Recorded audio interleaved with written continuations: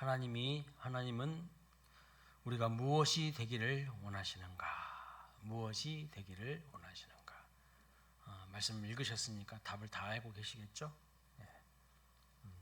답은 성경에 있습니다. 자, 에베소서 말씀 우리가 계속 보고 있는데요. 에베소서 1장의 내용을 한번 복습해 보도록 하겠습니다.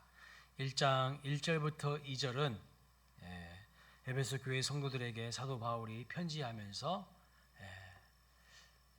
은혜와 평강이 너희에게 임하기를 구하면서 인사를 하고 있어요. 그리고 3절부터 14절은요, 신령한 복에 대해서 말씀하고 있습니다. 신령한 복.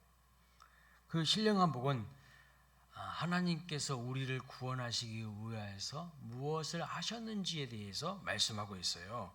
그게 신령한 복이라는 거예요. 신령한 복은 우리를 구원하심입니다.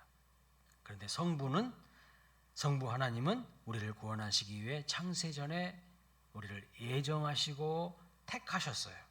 성자 예수님은 십자가에서 보혈을 흘리심으로 우리의 죄를 속량하시고 죄사함을 받게 하셨습니다. 성령께서는 너는 이제 내 것이라고 인치셨어요. 인쳤다는 것은요, 도장을 확실하게 찍었다, 이런 뜻입니다. 이렇게 성부와 성자와 성령은 우리의 구원을 위해서 신비롭고 또 놀라운 일을 하셨는데, 그것이 바로 우리에게 주신 신령한 복이다, 이렇게 말씀하고 있어요. 그러면 이렇게 우리에게 신령한 복을 주신 이유가 뭐예요? 우리에게 구원을 베풀어 주신 이유가 뭘까요? 거룩하고 흠이 없는 하나님의 백성이 되게 하시기 위함이라고 말씀하고 있어요. 그리고 6절, 12절, 14절에는 하나님의 영광을 찬송하게 하기 위해서 우리를 그렇게 구원하셨다라고 말씀하고 있습니다. 자, 그리고 15절부터 16절은 에베소 교회 성도들이 하나님을 향한 바른 믿음과 또한 사랑의 공동체를 형성한 것에 대해서 사도 바울이 감사하며 하나님 앞에 기도를 드렸다라는 내용입니다.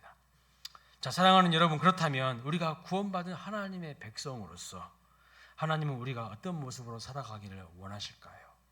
우리가 무엇이 되기를 원하실까요? 먼저는요, 우리가 하나님께 받은 신령한 복과 은혜가 무엇인지를 제대로 알기를 원하셔요. 제대로 알기를. 그리고 그 사람들이 공동체를 만들어서 함께 지어져 가는 교회가 되기를 원하십니다.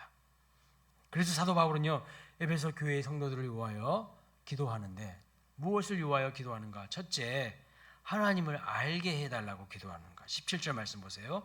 영광의 아버지께서 지혜와 계시의 영을 너희에게 주사 하나님을 알게 하시고 그랬어요. 지혜와 계시의 영을 주셔서 우리에게 하나님이 누구신지를 제대로 알게 되기를 원하는 기도를 드렸다는 것입니다. 지혜와 계시의 영이 뭐죠, 여러분? 성령을 말합니다. 성령. 지혜와 계시의 영은 성령이에요. 성령은 누구신가? 우리로 하여금 하나님을 알게 하시는 영이에요. 하나님을 깨닫게 하시는, 알아가게 하시는 영이라는 것입니다. 과거에 어떤 잘못된 교단들은 성령 받은 것을 어떻게 할 수 있는가? 방언해야 된다, 이렇게 가르쳤어요. 완전한 엉터리입니다. 방언은 은사예요. 하나님의 주권 가운데 임의로 주시는 것이지 구원받은 모든 백성에게 방언 주신 게 아니에요. 어떤 사람은 방언의 은사가 있을 수 있고 어떤 사람에게는요, 가르침의 은사가 있을 수 있고, 그것은 하나님이 알아서 임의로 주시는 것이지 구원받은 모든 백성은 다 방언해야 된다, 이건 완전한 이단이고요, 엉터리예요. 그러는 구원받은 하나님의 백성은요, 반드시 성령을 받게 되어 있어요. 성령은요, 하나님을 알게 합니다. 성령이 아니고서는요, 예수를 주라 시인하지 못합니다. 하나님을 알아야 애정도, 선택도, 경륜도, 하나님의 뜻도, 비밀도 다 알아갈 수가 있는 것이죠. 그런데 그걸 위해서 뭘 받아야 한다는 거예요? 우리가 무엇을 받아야 된다는 거예요? 하나님을 알기 위해서 우리가 먼저 받아야 될 것이 있어요. 지혜와 계시의 영인 성령을 받아야 된다는 것입니다. 여러분, 성령 충만은 어떤 개념이죠? 성령 충만. 성령께서 나를 다스리시고 지배하신다는 것을 말하는 거예요. 이게 성령 충만인데 에베소서 5장 18절에 술 취하지 말라 이는 방탕한 것이니 오직 성령의 충만함을 받으라 그랬습니다. 여러분, 왜 술 취하는 것하고 성령 충만을 같은 선상에 놓고 비교 대조하고 있을까요? 같은 개념이기 때문이에요. 같은 개념. 술 취하는 것은요, 술의 지배를 받게 돼 있어요. 술의 통제를 받게 돼 있어요. 내가 술을 먹는 것 같지만 나중에는요, 술이 나를 먹어버려요. 술이 내 지성과 감정과 의지를 통제해 버립니다. 예? 그래서 평상시 때는 멀쩡했던 사람이요, 술만 들어가면 개가 돼. 예? 맨날 술만 들어가면요, 땅바닥에 전부쳐. 예? 비둘기야 먹어라. 땅바닥에 전부쳐. 예. 안 웃네. 성령 충만도 같은 개념이에요. 성령이 충만하면요, 성령이 나를 다스리고 지배하는 거예요. 예. 성령이 내 지성과 감정과 의지를요, 다 통제하시는 거예요.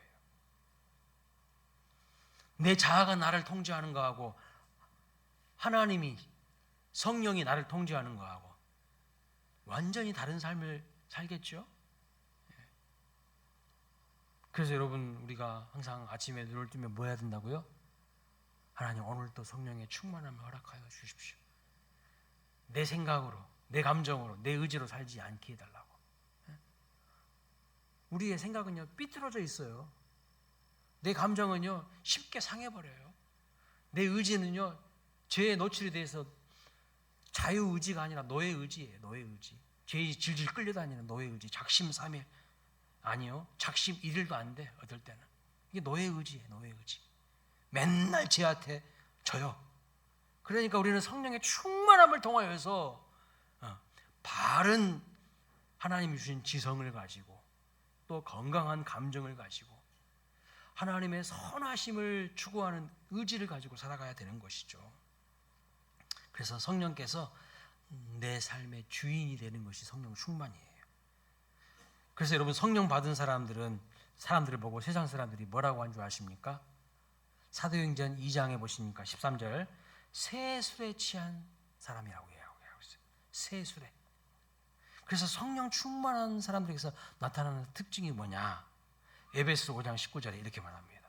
시와 찬송과 신령한 노래들로 서로 화답하며 너의 마음으로 주께 노래하며 찬송하며 범사에 우리 주 예수 그리스도의 이름으로 항상 하나님 아버지께 감사한다.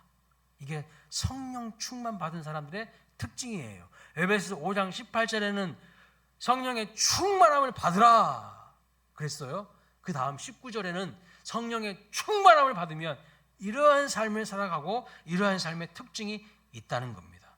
신령한 노래를 불러요. 범사에 감사하는 삶을 살아갑니다. 똑같은 세상에서 살아가지만 완전히 다른 삶을, 다른 인생을 살아가게 돼요. 우리 입에 원망과 불평이 쏟아집니까? 감사가 사라져 버렸습니까? 삶이 지루하고 재미없습니까? 주님을 경외하지 못하고 매사가 불평이고 불순종입니까? 환경과 상황의 문제가 아니라 근본적으로 성령 충만하지 않기 때문이에요. 성령 충만함을 사모하고 그래서 기도해야 되는 거예요. 성령의 충만함을 구하라고 했어요. 성령의 충만함을 사모하고 구하라고 했어요. 지혜와 계시의 영인 성령을 나에게 부어주셔서 우리 하나님이 어떤 분이신지를 바르게 알아야 우리가요, 이 어지러운 세상에서 어디로 가야 할지가 보이는 거예요. 근데 하나님이 주시는 지혜가 없으니까요, 맨날 흔들려요. 맨날 어둠의 자리로 가요. 성령께서 나를 지배하고 다스려달라고 기도하시길 바랍니다. 그래야 산다는 거예요. 그래야 제대로 살 수 있다는 거예요. 자, 둘째로 무엇을 위해서 사도 바울은 기도했습니까? 18절 말씀 보세요. 너희 마음의 눈을 밝히사 너희 마음의 눈을 밝히사 그의 부르심의 소망이 무엇이며 성도 안에서 그 기업의 영광의 풍성함이 무엇이며 그것이 무엇인지를 알게 해달라고 하나님 앞에 기도했다는 거예요. 우리의 눈이 죄로 인해서 어두워지고 세상의 탕류에 우리의 눈이 어두워지고 사람들과 비교하면서 살다 보니까요, 하나님을 보지 못해요. 하나님을. 그래서 자꾸 우리가 내 자신이 누구인지를 잊어버리고요, 우리를 왜 부르셨는지를 모르고요, 하나님이 주신 기업의 그 영광의 풍성함이 무엇인지를 몰라요. 그냥 땅만 보고 살아가는 거예요. 세상에 헛되고 헛된 것들만을 구하며 살아갈 때가 얼마나 많습니까? 땅의 것이 전부인지 알고 살아갑니다. 그 땅의 것을 얻기 위해서 서로 으르렁거리고 싸우고 갈등하고 누가 서로 크냐고 도토리 키재기하고 그렇게 삶을 허비해버리는 경우가 너무 많은 거예요. 그러나 눈을 밝혀주셔서, 우리의 눈을 밝혀주셔서 하나님께서 주시는 그 영광스러운 기업의 풍성함이 있다는 것을 알아야 된다. 그걸 놓고 기도한 거예요. 오늘 우리가 주목하는 것이 무엇입니까? 땅의 것입니까? 아니면 하나님께서 예비하신 그 영광의 풍성함입니까? 그 영광의 풍성함을 우리는 주목해야 된다는 거예요. 사도 바울은 이런 표현을 합니다. 고린도후서 4장 18절에 읽어볼까요? 시작. 우리가 주목하는 것은 보이는 것이 아니요 보이지 않는 것이니 보이는 것은 잠깐이요 보이지 않는 것은 영원함이라. 우리가 바라보고 소망하는 것은 일시적인 것이 아니고 찰나적인 것이 아니고 잠깐 있다가 사라지고 썩어질 것이 아니라 우리의 눈을 밝혀주셔서 영원한 것을 소망하며 그것을 표대 삼아서 달려가는 삶을 살라는 거예요. 세상에 썩어질 것을 구하며 살지 말라는 거예요. 우리 하나님의 사람들, 그리스도인들은 세상 사람들과 보는 것이 달라야 됩니다. 그래서 눈이 열려야 돼요. 사도 바울은 그것을 놓고 기도하는 겁니다. 눈을 열어달라고, 눈을 밝혀달라고. 관점이 달라야 된다는 거예요. 그렇게 위해서는요, 우리의 눈이 열려야 돼요. 밝아져야 됩니다. 그걸 놓고 기도하는 것이죠. 열왕기하 6장 14절부터 17절 말씀 보니까요, 이렇게 나와 있어요. 14절 같이 읽어볼까요? 시작. 왕이 이에 말과 병거와 많은 군사를 보내매 그들이 밤에 가서 그 성읍을 에워쌌더라. 무슨 말씀이냐면 아람 나라의 왕이요 이스라엘을 집어삼키기 위해서 군대를 보내서 쳐들어왔어요. 군대를 보여서 쳐들어왔어요. 그래서 그 성을 다 에워싼 거예요. 15절 말씀 봅니다. 시작. 하나님의 사람의 사원이 일찍이 일어나서 나가보니 군사와 말과 병거가 성읍을 에워쌌는지라. 그의 사원이 엘리사에게 말하되 아, 내 주여 우리가 어찌하리이까 하니. 여러분, 이것이 바로 우리의 모습이죠. 이 사환의 모습이 현실만 보면서 두려워하고 불안해하면서 삶의 용기를 다 잃어버리는 거, 이게 오늘 우리의 문제입니다. 눈이 어두워져 있어서 못 봐요. 그것만 봐요. 현실만 보고 있어요. 사탄과 세상은요, 우리를 늘 넘어지도록요 유혹합니다. 유혹해요. 사실 아무것도 아닌데 이미 마음부터 딱 무너뜨려 버리는 거예요. 그냥 겁먹게 딱 만들어요. 그냥 쓰나미처럼 집재만한 고난의 파도를 몰아치게 만들어요. 자, 그래서 여러분, 사환이 하는 말이 뭡니까? 사환이 하는 말이 뭐예요? 이 엘리사의 사환이 있었어요. 근데 이 사람이 하는 말이요, 혹 우리의 일상의 언어가 아닙니까? 아, 내 주여 우리가 어찌하리이까? 다 죽게 생겼습니다, 이런 뜻이에요. 아, 못 살겠습니다. 지금 좀 보세요. 좀 저 아람 나라 군대가 쳐들어와가지고 우리를 집어삼키려고 다 에워쌌어요. 큰일 났어요. 네. 현실을 보면 한숨과 탄식이 그냥 절로 나오죠. 에휴, 못 살겠다. 산 넘어 산이네.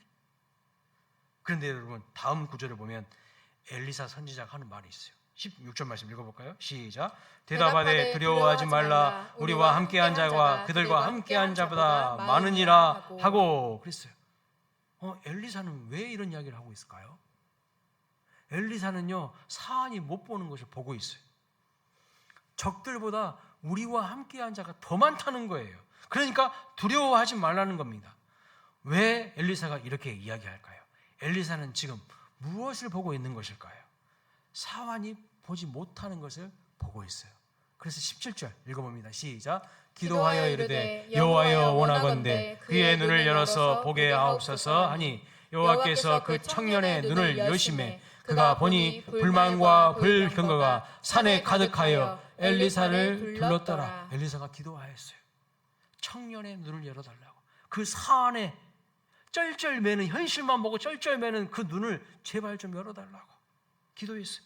영안을 열려서 보니까요, 그 엘리사 주변에 천군과 천사들 뿐만 아니라 하늘의 불말과 병거가 가득 에워싼 것을 본 것입니다. 여러분, 하나님의 사람들은요, 보는 것이 다른 사람들이에요. 믿음의 눈으로 하나님이 우리와 함께 하시는 것을 볼 수 있어야 돼요. 지난주에 믿음이 뭐라고 했습니까? 히브리서 11장 1절에 믿음은 바라는 것들의 실상이라고 했죠. 바라는 것이 뭐예요? 하나님이에요. 우리 주 예수 그리스도입니다. 그분이 우리와 함께 하시는 것을 확신하는 것이 믿음이에요. 우리는 이 땅에 살면서도 이걸 볼 수 있어야 돼요. 승리는 누가 승리한 줄 아세요? 남들이 보지 못하는 것을 보는 사람들이 승리하게 돼 있어요. 나는 이것밖에 못 봐요. 근데 대가들, 고수들은요, 이 다음 것을 보고 있어요. 이 다음 것을 내다봐요. 초보자들은요, 요것밖에 못 봐요. 그 앞에 것밖에 못 봐요. 진짜 대가와 고수들은요, 몇 수를 내다본다니까요.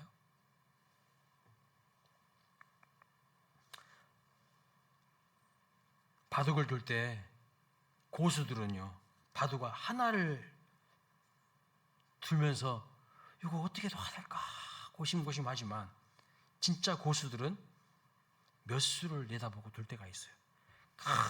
큰 그림을 그리고 있어요. 큰 대마를 생각하는 거예요. 그래서 전체 판을 잇는 눈이 있는 것이 고수예요. 대가들이라고. 오늘 우리가 구해야 될 것이 무엇입니까? 하나님, 믿음의 눈을 열어주십시오. 요거 하나, 요거 그냥 지금 이거 당장 이것만 보고 있는 우리의 눈이 아니라 몇 수를 내다볼 수 있는, 인생의 큰 그림을 볼 수 있는 그 눈을 하나님 달라고. 그걸 기도해야 한다는 거예요. 영안이 약해져서 하나님 보지 못하고 주님이 가르치신 길을 바라보지 못하니까요, 여기 가야 될까 저기 가야 될까 맨날 방황하는 거예요. 두렵고 불안하고 흔들리는 겁니다. 맨날 현실 문제만 바라보니까 답답한 거예요. 답답한 거죠. 여러분, 우리의 영안이 열려지시기를 주님의 이름으로 축복합니다. 이걸 놓고 사도 바울은 기도한 거예요. 에베소 교회 성도들의 눈이 열려지게 해달라고.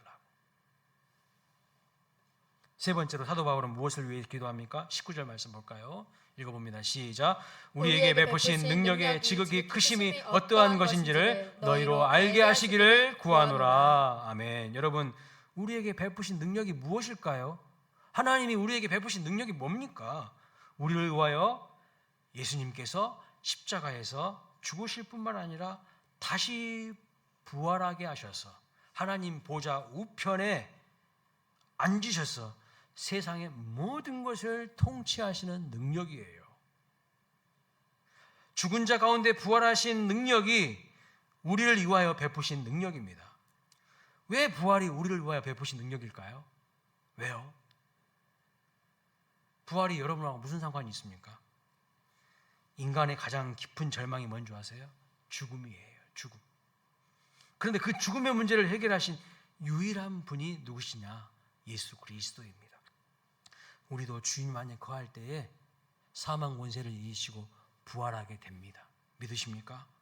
우리 주님의 능력은요, 사람을 가장 절망시키는 사망을 사망시켜버리는 능력이에요. 죽음을 죽여버리는 능력. 그게 바로 우리 주님의 능력이에요. 우리 주님의 능력은 사망을 사망시켜서 우리에게 흔들리지 아니하는 절대적인 소망을 주시는 능력입니다. 여러분, 그 어떤 정치도, 경제도, 과학도, 철학도, 종교도, 학문도 죽음의 문제 해결을 못해요. 병날 첫날 뭐 그럴듯한 말을 해봤자 죽음의 문제 해결할 수 있습니까? 못해요. 절대 못합니다. 오직 예수 그리스도만이 죽음의 문제를 해결하신 유일한 분이세요. 그거를 보여주셨다는 거예요. 사망을 사망시키시며 우리를 부활하게 하시며 영생을 주시는 분은 예수 그리스도이심을 믿으시기 바랍니다. 그 주님의 능력을 성도들이 알게 해달라고 기도한 거예요. 알게 해달라고. 우리 주님에게 그 어떤 질병과 죽음도 문제가 되지 않습니다. 지금 여러분의 삶에 어떤 삶의 문제로 고통스러운 분이 계십니까? 사망을 사망시키시는 그 주님의 능력을 신뢰하면서 죽은 자를 살리시는 능력의 주님을 바라보시기를 주님의 이름으로 축복합니다. 엉뚱한 거 바라보지 마세요. 아무것도 없어요. 거기에 헛수고예요. 20절 말씀 보겠습니다. 20절 읽어봅니다. 20절 시작. 그의 능력이 그리스도 안에서 역사하사 죽은 자들 가운데서 다시 살리시고 하늘에서 자기의 오른편에 앉히사 그랬어요. 무엇을 말하는 겁니까? 부활의 능력이 우리 주님께 있다는 거예요. 또 어떤 능력이 있다는 것을 말씀하고 있습니까?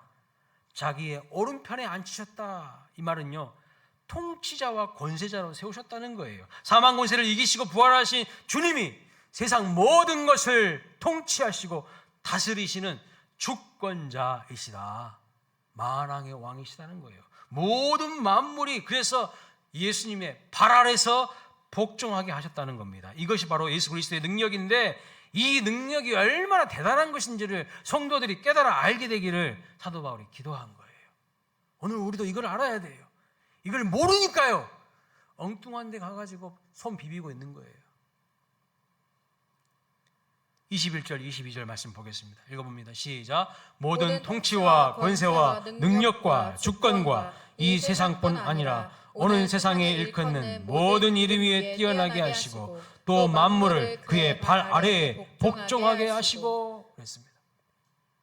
주님의 능력과 위대함을 아는 사람은요, 과연 누구에게 복종해야 될지를 아는 사람이에요.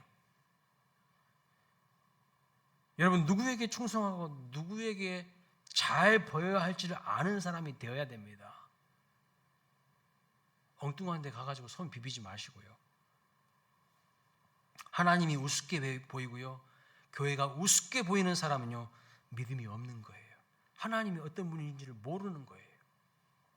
모든 권세와 능력과 주권이 우리 주 예수 그리스도께 있음을 아는 사람은요, 교회를 절대로 함부로 할 수가 없어요. 함부로 할 수가 없어요. 교회를 사랑하게 돼요. 자기 목숨보다 더 사랑하게 됩니다. 우리 주 예수 그리스도께서 맡기신 그 직분을요, 충성을 다해서 감당하게 돼요. 왜요? 뭐 때문에요? 모든 권세와 주권이 예수 그리스도께 있을 뿐만 아니라 본문 22절 말씀 보니까 교회의 머리가 우리 예수님이기 때문이라고 말씀하고 있어요. 교회의 머리가 예수님이기 때문에요. 모든 영광과 권세와 주권을 가지고 계신 예수 그리스도가 교회의 머리이신데 그 교회를 무시해요? 그 교회를 함부로 해요? 하나님 맡기신 직분을 대충 해요? 완전히 믿음이 없는 거죠. 엉망인 거예요. 여러분, 그리고 우리가 그리스도의 몸이라고 말씀하고 있어요. 그리스도의 몸. 고린도전서 12장 27절 말씀하셨어요. 너희는 그리스도의 몸이요 지체의 각 부분이라. 교회의 머리가 예수 그리스도이시고 우리는 그 몸을 이루는 그리스도의 몸이래요. 지체래요. 하나님은 우리가 무엇 되기를 원하시는가? 답은 이거예요. 교회 되기를 원하시는 거예요. 너희는 교회라고 말씀하고 있어요. 내가 교회라는 거 아십니까, 여러분? 교회는 건물 아니에요. 여러분 한 사람 한 사람이 교회예요. 우리가 교회입니다. 예수님을 머리로 모시고 서로 연결된 몸이 되기를 원하십니다. 그래서 우리가 주님의 몸이기 때문에 서로가 너무너무 소중해요. 서로가 서로에게 너무 소중하다고요. 꼭 필요한 거예요. 우리 가운데 소중하지 않는 분은 한 명도 없어요. 다 소중합니다. 다 필요한 존재예요.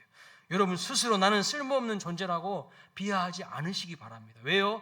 그리스도의 몸인데요. 얼마나 소중합니까? 예수님을 머리로 모시고 살아가는 주님의 몸된 교회와 성도는요, 매우 귀한 존재예요. 너무나도 귀한 존재예요. 옛날 어느 마을에 5 형제 손가락이 살고 있었대요. 어느 날 엄지가 이야기합니다. 야, 나는 최고야. 사람들이 항상 최고라는 표현을 할 때 이렇게 하잖아. 나를 사용하잖아. 내가 최고야. 그러자 옆에 있던 검지가 이야기합니다. 물론 형이 최고인 것은 인정하지만 항상 사람들이 중요한 것을 가리킬 때는 나를 사용해. 형이 최고인 것 같아 보이지만 내가 더 최고야.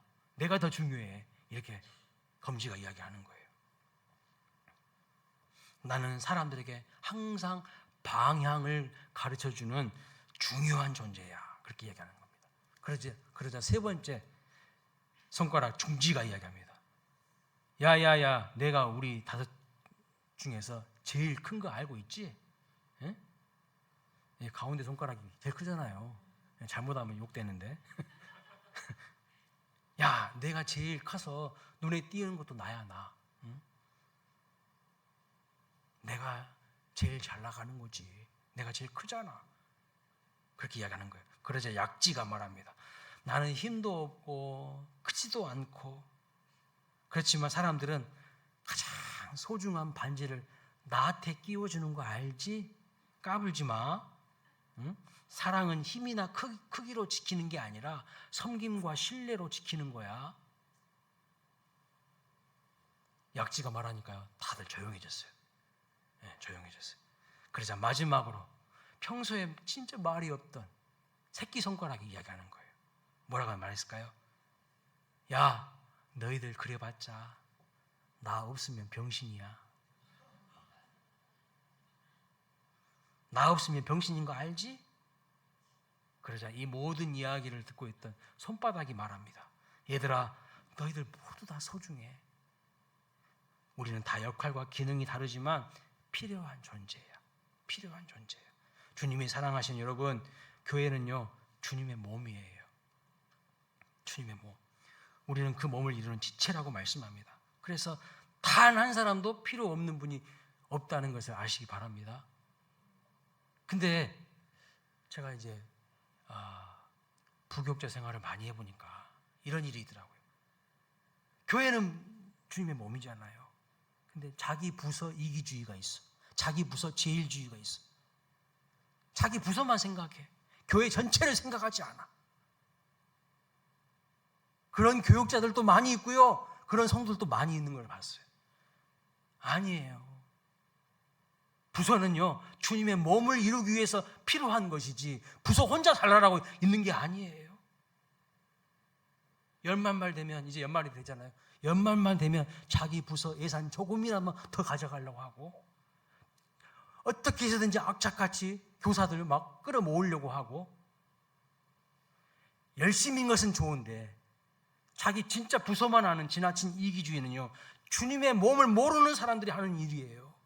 교회 전체를 봐야 되는데 교회 전체를 안 봐. 모두가 다 소중하다는 걸 알아야 돼요. 모두가 다. 그래서 에베소서에서 말씀하는 중요한 주제가 뭐냐면 교회론인 거예요. 교회론. 교회가 뭐냐는 거예요.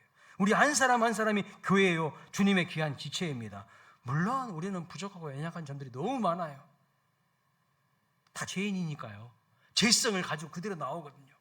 그러니까 성숙되지 않은 우리의 모습들이 있잖아요. 거기에 서로 상처받고 또 아파합니다. 그러나 여러분, 아직은 완성된 존재가 아니지만 우리는 점점 더욱 완전한, 온전한 그리스도의 몸을 함께 이루어가고 세워져 가고 있다는 것을 믿으시기 바랍니다. 세계적으로 복음을 전한 빌리 그레함 목사님을 아실 거예요. 아시죠?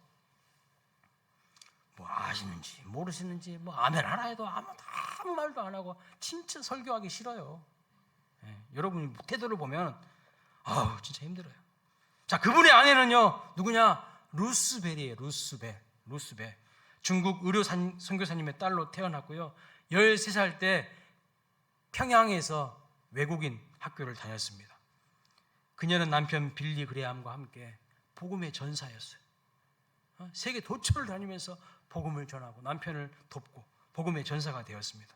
그런데 남편보다 먼저 세상을 떠났는데 그분의 무덤 묘비명에 아주 감동적인 내용이 있어요. 한번 보여줘 보세요. 이런 내용이 있습니다. 공사가 끝났습니다. 인내해 주셔서 감사합니다. 여러분, 우리 인생이 공사 중인 거 아시죠? 우리 완벽한 사람 없어요. 그러니까 사람들 보면서 왜 완벽하지 못해? 왜 저래? 그렇게 말하지 마시고, 아, 공사 중이구나, 지금 온전히 제가 가는 과정 가운데 있구나 라는 것을 알아야 돼요. 자, 그 사진 위에 보세요. 띄워줘 보세요. 그 사진 위에, 다시 사진, 그 묘비명 위에 보면 한문으로 뭐가 적혀 있습니까? 영어로도 적혀 있지만 한문으로 뭐가 적혀 있어요? 오를 의자가 적혀 있죠. 오를 의자는 어떻게 해석되는지 아세요? 나 아자 위에 양자가 있는 거예요. 양자. 나 위에 누가 있어요? 어린 양 대신 예수 그리스도가 있는 것이 오를 의예요. 우리는 의인 아니에요. 나 혼자 있으면 절대 의인 못 돼요. 내 위에 누가 있어야 돼요? 양이신 어린 양 대신 예수 그리스도가 있을 때 옳다 인정을 받는 의인이 되는 거예요. 그 루스벨 묘비명에 오를 의자를 다 기록해 놨어요. 이제 공사가 끝났습니다. 그동안 참아주셔서 감사합니다. 여러분, 이게 바로 우리 인생 아닐까요? 부족하지만 연약하지만 서로 참아주고 인내하면서 결국 마침내 주님 닮아가는 인생. 여전히 우리는 공사 중이지만 우리 주님이 우리를 빚으셔서 마침내 완성된 존재로 만드실 것입니다. 여러분에게 예수님은 누구십니까? 진정 여러분을 다스리시고 통치하시는 머리가 되시는 분이십니까? 여러분은 누구십니까? 주님의 몸이요 주님의 몸을 이루는 지체가 맞으십니까?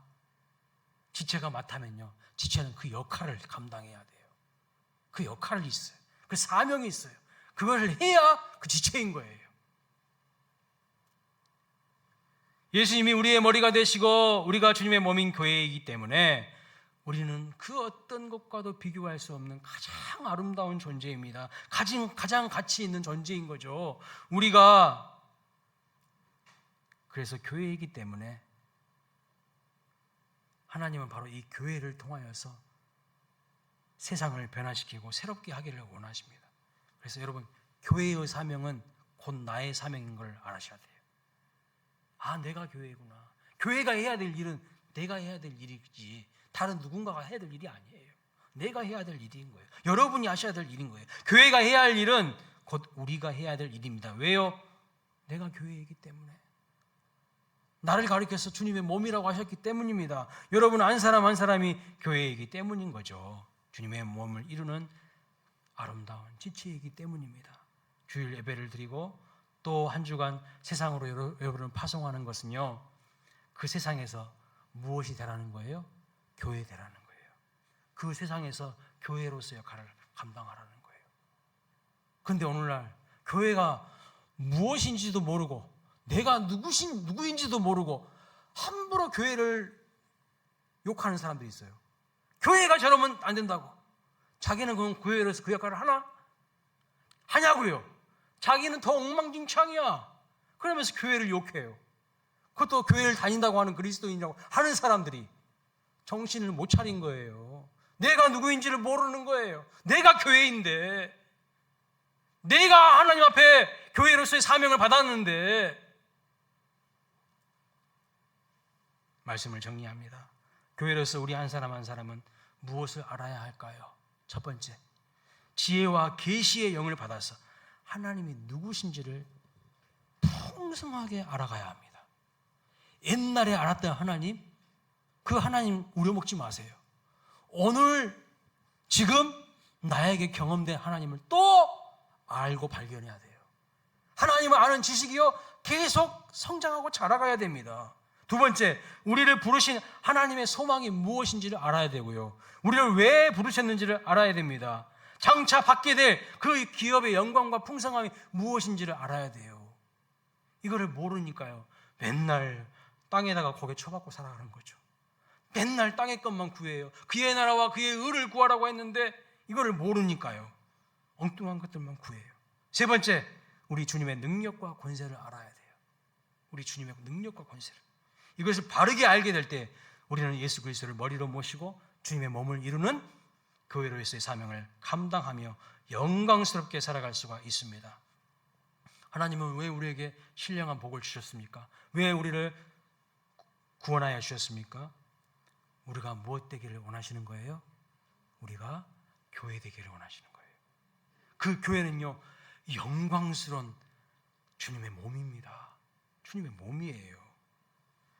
교회를 위해서 헌신하기가 싫으십니까? 나를 부르신 주님의 마음을 모르는 거예요. 우리가 모두 주님을 머리로 모시고 서로 지체가 되는 그런 교회로서 세상을 변화시키는 사명을 감당하시기를 주님의 이름으로 축복합니다. 다 함께 자리에서